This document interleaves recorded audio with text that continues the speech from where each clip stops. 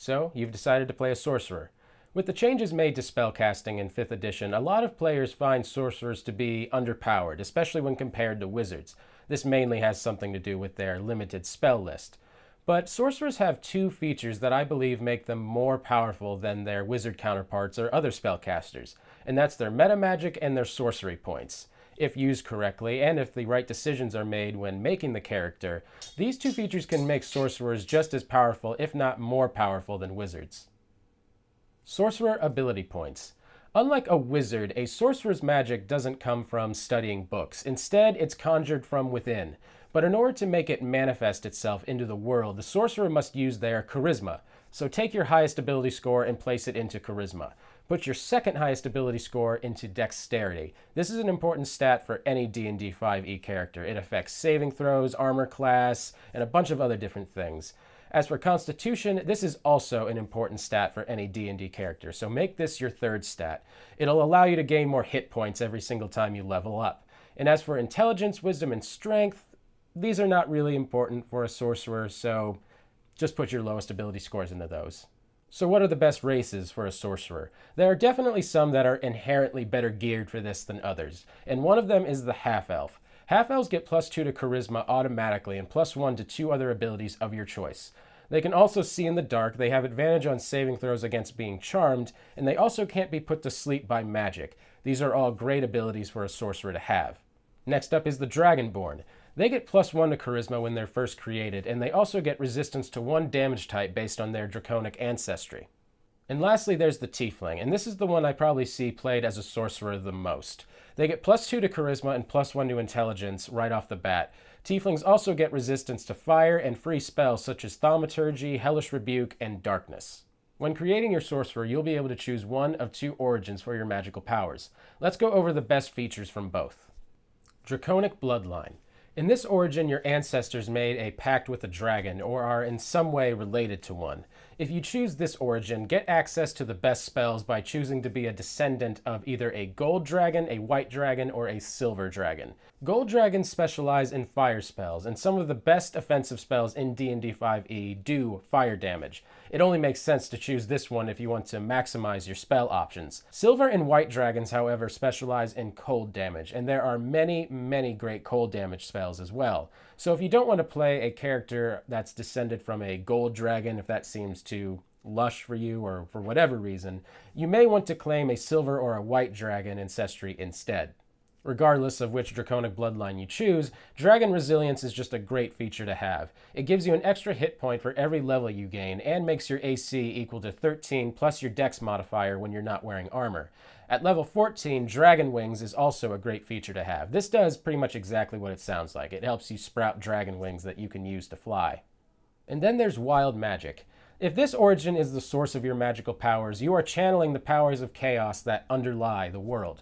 In this case, Tides of Chaos gives you an advantage on 1 saving throw, ability check, or attack roll. You can use Tides of Chaos again after a long rest.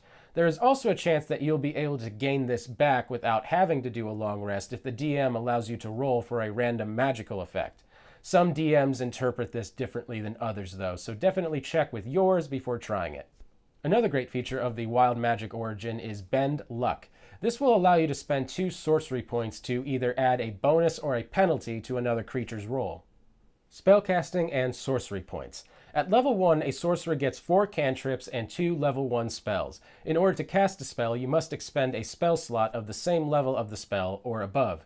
At first glance, this may appear to be the same system that wizards use. However, sorcerers can practice an exception to these spell slot requirements. Beginning at level 2, you have 2 sorcery points that you can draw upon each day. You can expend these sorcery points to create a new first level spell slot, allowing you to cast 1 extra spell as needed.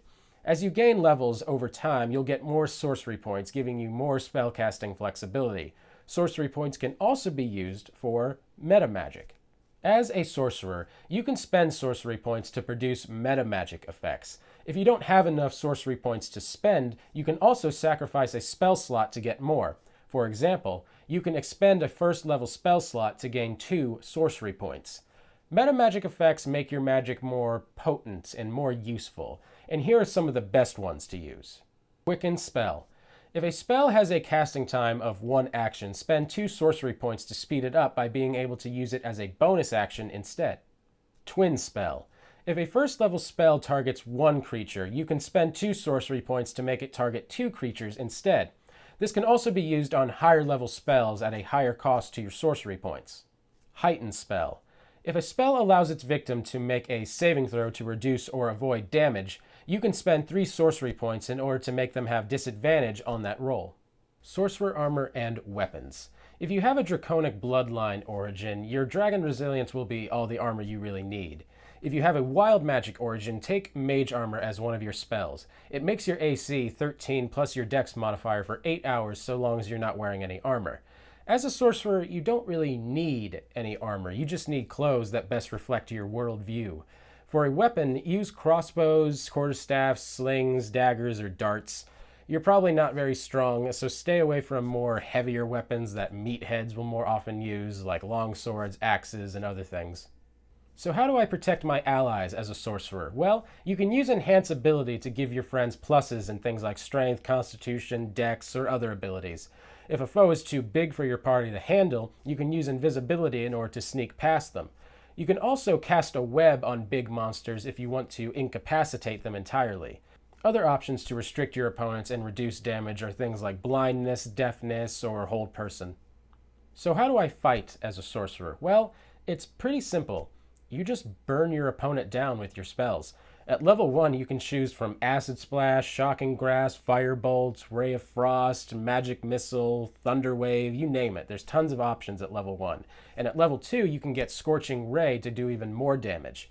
If you run out of spell slots, or if you just want to save them for later, like a tactical person might want to do, use a crossbow to take out your opponent from a distance. You can also run up and get some melee shots in, but be prepared to run very quickly in the opposite direction if things go sour.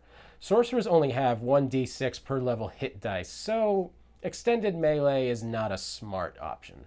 And finally, let's end on some sorcery utility tips. When outside of combat, sorcerers have some very handy spells at their disposal. You can use Disguise Self if you want to slip away from someone that is looking for you, or appear like someone that the target might actually trust. You can also use Detect Thoughts as a pretty useful spell to solve mysteries and help find clues. In addition, don't forget that sorcerers have a very high charisma score. Use your personal charm to perform at non-magical skills such as persuasion, deception, and intimidation. For non-combat encounters, these skills are some of the best in the game, and sorcerers excel at them. I hope this video has convinced you that sorcerers are not as underpowered as a lot of people claim them to be.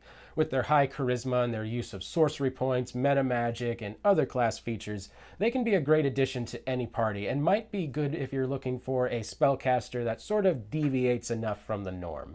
I hope you guys have enjoyed this video. Thank you so much for watching. My name is Patrick Ferguson, and I'll see you guys in the next one.